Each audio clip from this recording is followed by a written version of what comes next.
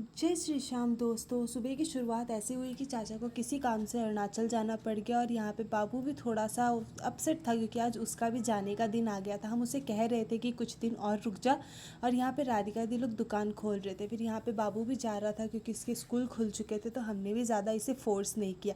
सबके जाने के बाद दिन में मौसम भी अच्छा था, तो मुझे भी कुछ बाज़ार में काम था, तो मैंने भी अपना काम करने का सोचा। काम हम करने के बाद जब मैं घर दोबारा आई तो मौसी ने बोला कि चल बोर्डू चलते हैं कुछ काम से। तो मैं और मौसी चल पड़े थे। बोर्डू दोपहर के 3 बजे थे, और यहाँ पे गर्मी अब हल्की हल्की होने लगी है, तो दोपहर में थोड़ी सी गर्मी थी। यहाँ पे बिल्लियाँ भी सुस्ता रही थी।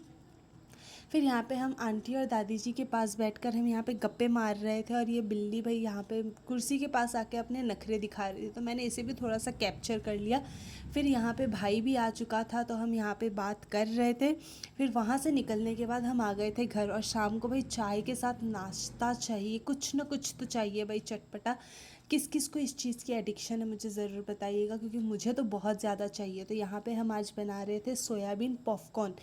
पॉपकॉर्न पॉपकॉर्न जैसे तो नहीं दिख रहे थे, वो सोयाबीन बॉल्स बोल सकते हैं उसे। तो यहाँ पे हम सोयाबीन को पहले भिगो कर फिर उसे ग्राइंड करके उसमें आलू डाल के, प्याज डाल के, मिर्ची डाल के, फिर उसमें बेसिक मसाले जो हमारे घर पे मिलते हैं वो सब डाल के, और ये सब में भाई मानसी दी ने बहुत ज़्यादा हमें प्रोत्साहन दिया कि भाई तू बना कर। और मानसी दी यहाँ पे व्लॉग बना रही थी, तो फिर हम बोल रहे थे कि अच्छा है भाई आप बनाओ, पता तो चले कि क्या क्या डल रहा है ये सब चीज़ में। तो इसमें बनने में ज़्यादा टाइम तो नहीं लगा, आधा घंटा में हमारा सारा काम हो चुका था बन के।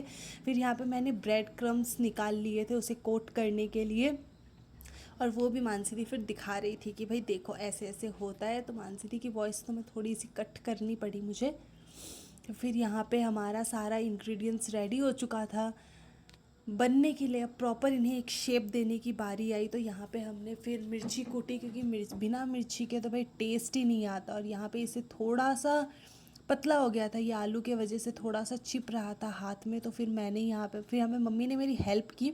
मम्मी यहाँ पे मिर्ची कूट रही थी, और फिर उसके बाद फिर मैं उसकी कंसिस्टेंसी देख रही थी कि भाई थोड़ा कुछ अच्छा हो रहा नहीं हो रहा, या उसमें और भी कुछ ऐड ऑन करना पड़ेगा। जब कुछ भी चीज़ नहीं हुआ तो मैंने इसमें मैदा मिलाने का सोचा, क्योंकि मैदा से थोड़ा सा टाइट हो जाएगा, क्योंकि हमें इसे बॉल की तरह बनाना था। और बिना मैदा के तो ये बिल्कुल ऐसा बन रहा था कि ये फ्राई होते ही फट जाएगा। तो फिर यहाँ पे मैंने इसमें मैदा मिला लिया, और मैं इसे अच्छी तरह से गूँथे जा रही थी। और यहाँ पे इसके बॉल्स बन के हो चुके थे बिल्कुल रेडी, और अब ये तेल में जाने के लिए बिल्कुल तैयार थे भाई कि तुम मुझे किसी भी टाइम पे भेज दो, और मैं इसमें जाने के लिए रेडी हूँ। फिर ये सब करने के बाद अब तो मेरे मुंह पे पानी आ रहा था इतना प्रोसेस देख के कि भाई कैसे बन रहा, क्या बन रहा। मेरा मन कर रहा था ना मैं उठा के खा जाऊं, पर कोई नहीं, मैंने खुद पे बहुत ज़्यादा कंट्रोल किया और मैंने बनने दिया इसको। फिर उसके बाद यहाँ पे मैं सबसे रिव्यू मांग रही थी। यहाँ पे खुशी को गरम गरम लग गया, तो मैंने उससे पूछा ही नहीं। फिर मैंने मानसी दी से रिव्यू मांगा कि मानसी दी कैसा लग रहा। तो मानसी दी ने तो भाई बहुत ज़्यादा पॉजिटिव रिव्यू दिया कि बहुत अच्छा लग रहा है, और बाकी सबको भी बहुत ज़्यादा अच्छा लगा था। तो यहाँ पे सारे बोल रहे थे कि बहुत अच्छा बना है और बहुत टेस्टी लग रहा है, तो मैंने बोला थैंक यू।